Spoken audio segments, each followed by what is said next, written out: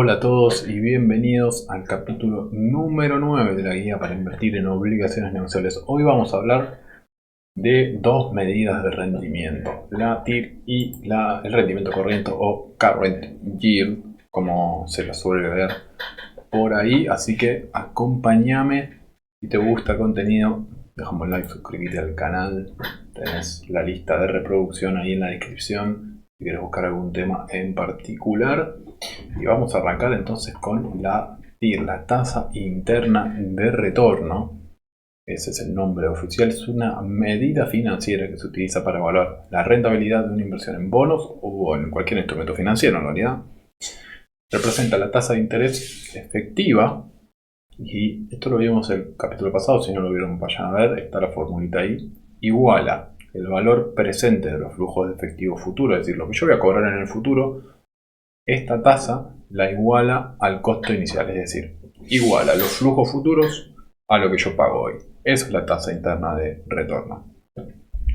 La TIR se calcula utilizando métodos numéricos o calculadoras financieras. La solución algebraica es súper compleja. Y acá tenemos la fórmula. La resolución de esta fórmula justamente es muy difícil porque, como ven, la TIR aparece muchas veces. Entonces es muy complicado. Entonces, ¿cómo interpretamos la TIR y para qué nos sirve? Nos sirve para comparar con la tasa de referencia, ¿sí?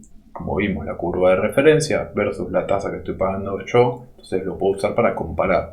Si la TIR de un bono es mayor que la tasa de interés de mercado, en realidad la tasa de interés de mercado de referencia, este bono a mismo riesgo se considera una buena inversión, porque promete un rendimiento superior con el mismo riesgo.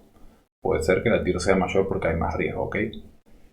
Nos puede servir también para tomar decisiones de inversión. Es decir, ok, yo analizo una empresa, tiene dos obligaciones negociables, ¿cuál elijo? A mismo plazo y demás. Bueno, las inversiones con una TIR más alta son preferibles siempre y cuando los riesgos asociados sean comparables, sí. No siempre, pero bueno, o sea, nos ayuda a tomar decisiones de inversión. De hecho, es una de las medidas que más se usa, ¿sí? Y nos puede dar un sentimiento sobre el riesgo, ¿sí? Una TIR muy alta nos puede indicar que hay algún problema o que podemos llegar a tener que tener más cuidado o analizar más en profundidad la empresa. Si una empresa rinde 75% de TIR, nos tiene que prender una alarma, ¿ok? No podemos decir, rinde 75, compro. Hay que hacer el análisis. Quizás hago el análisis y digo, compro, me sirve igual. Pero nos puede llegar a dar esa referencia. Entonces tiene dos supuestos importantes la TIR. Uno es que el flujo efectivo, o sea, los cupones, que el interés que yo voy cobrando, los reinvierto en el mismo bono.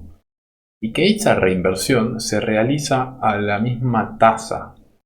Es decir, yo cobro un interés dentro de 6 meses y al momento de reinvertir, digamos que la TIR era 8% cuando yo compré la obligación negociable. Cobro el interés y reinvierto el mismo bono que en ese momento tiene una TIR del 8%. Entonces, para que la TIR, el supuesto que tiene la TIR, digamos, es que yo reinvierto a la misma tasa. Siempre reinvierto el mismo bono a la misma tasa.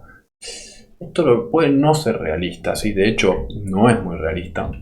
Porque la realidad es que es muy improbable que nosotros tengamos siempre el mismo precio en el bono. Y es muy improbable que, o no tan improbable, eso lo definimos más nosotros, puede no ser posible reinvertir en el mismo bono. ¿Por qué? Porque yo cobro un interés de tal o cual obligación negociable. Para mí puede ser interesante decir, ok, pero yo tengo esta obligación negociable que hoy está más barata, quizás me conviene reinvertir allá y no en la misma. Entonces, muy importante, la TIR no es equivalente, la TIR no es equivalente al rendimiento que vas a tener al vencimiento del bono. ¿Ok? Porque los supuestos mencionados pueden no cumplirse. Muy importante. Si alguien te dice, no, la TIR es el rendimiento que vas a tener al vencimiento, falso.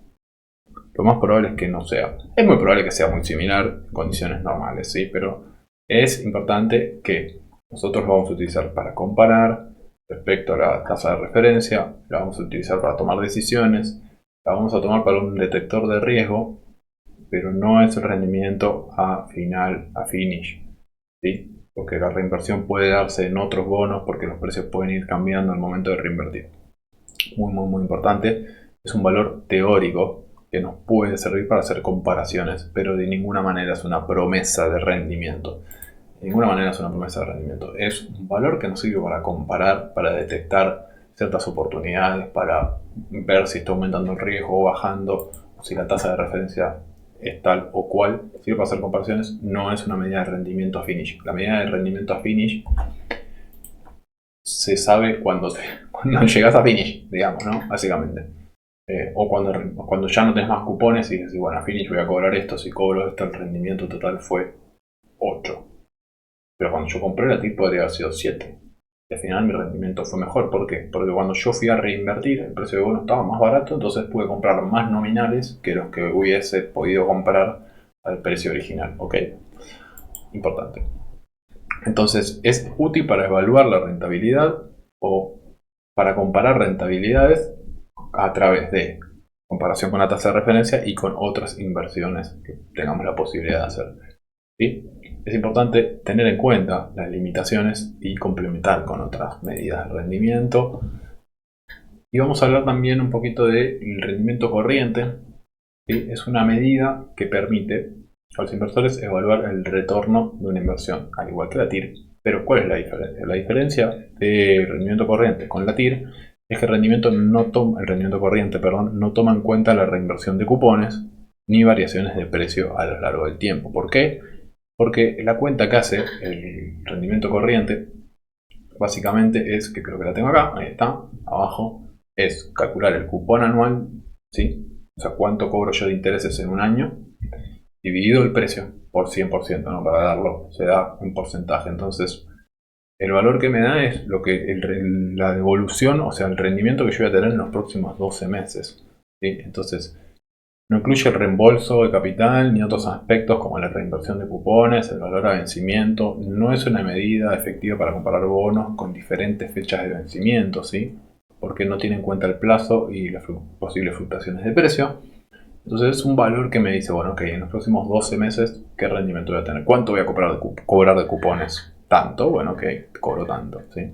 Entonces, como ejemplo, supongamos que yo tengo un bono de valor de $1000 y paga un 5%, ¿ok?